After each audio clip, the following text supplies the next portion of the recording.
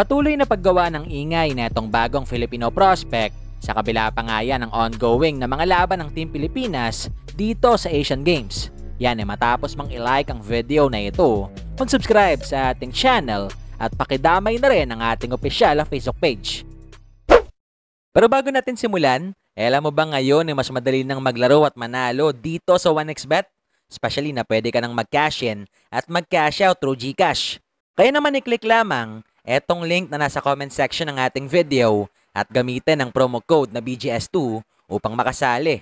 Isama pa natin na pwede mo na rin i-download etong kanilang official app para sa mas malalaking papremyo na nag-aantay sa'yo. Last week nga mga bulero, alam naman nating maliban dito sa di pagpayag ng Asian Games Committee na makapaglaro etong 4 na main players ng Pilipinas, naging laman din ang usap-usapan sa linggong yan etong malaking balita na nilabas ng kampo ni Kai na Hiroshima. Yan, matapos muling umatake, etong matagal nang iniinda ni Soto na back injury. Kung saan tanda naman natin na isa nga yan sa mga naging dahilan kung bakit natagalan etong kampo ni Kai na pasalihin siya sa ensayo ng Pilipinas para sa nalalapit noon na World Cup. Kung saan ayon mismo kay Soto, nakuha niya raw yan dito sa kanyang unang salang sa bilig matapos nang maglaro ng 2 taon sa NBL.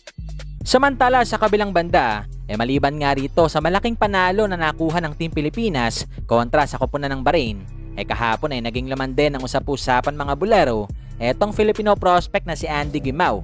Especially na 5 days ago, matapos ang paglapag ni Gimao sa Amerika upang dyan mag-ensayo, ginulat nga tayo ni Andy matapos siyang mag-post ng isang litrato habang kasama etong NBA star na si Klay Thompson. Kung saan kahapon, panibagong NBA player na naman etong nakasama ni Andy sa practice, which is yan, ang former Laker lang naman na si Stanley Johnson.